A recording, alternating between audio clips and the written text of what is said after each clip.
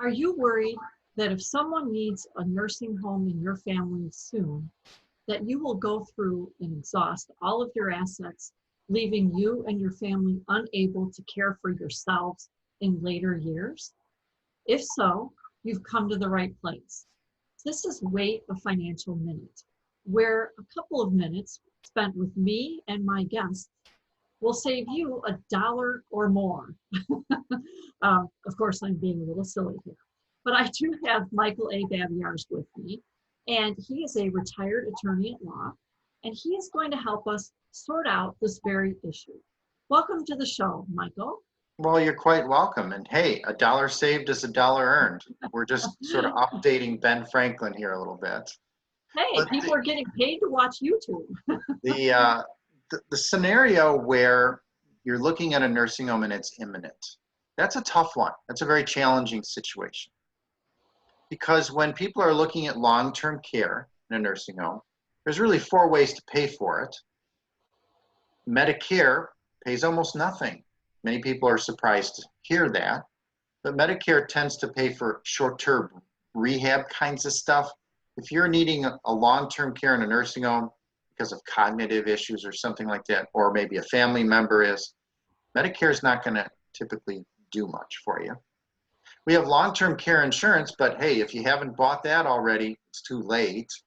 And frankly, it's not a very big player right now in the whole realm of long-term care. Most people don't buy that kind of insurance.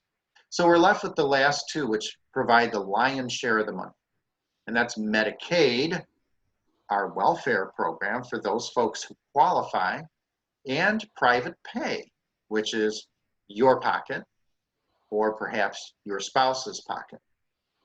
Now, one of the things that sometimes gets thrown into the mix is oftentimes family members think they're also could be responsible for those costs. Like children may be worried that they're may be responsible for their parents' long-term care costs. And generally, children are not responsible for their parents' debts. They can make themselves responsible by signing a guarantor on a contract. So you have to be very cautious about that, of course. But generally, we're looking at either a single individual or a married couple, and that's what we're looking at when it comes to the whole concept of protecting assets. And the way you're going to protect assets is to use less on private pay care and transition to the Medicaid system quicker.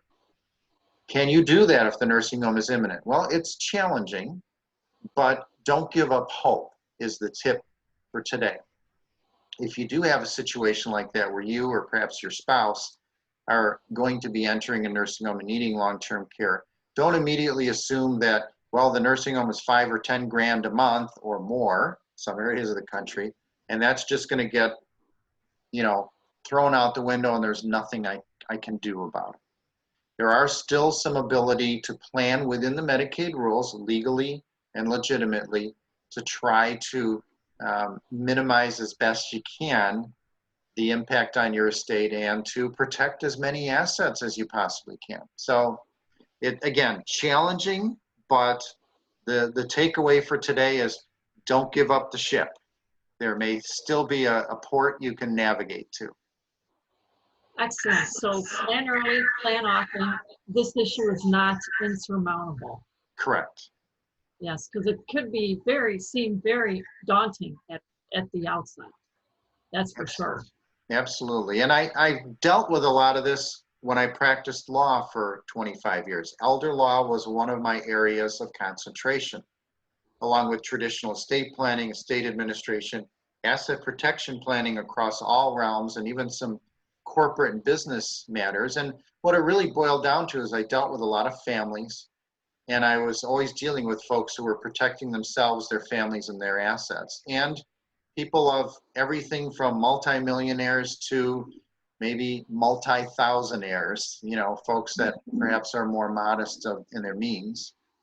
I've retired from practice, so I don't give legal advice, don't meet with clients anymore, but I did do a lot of teaching while I was in practice, taught at a college, taught at adult ed, continue to teach.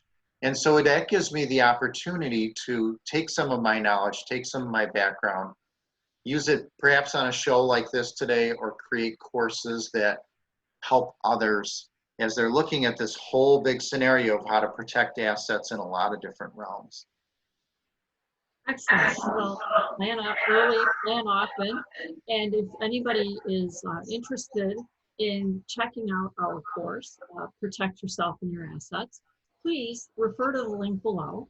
And if you love our videos, please don't hesitate to hit that like button, hit subscribe, and ring that bell.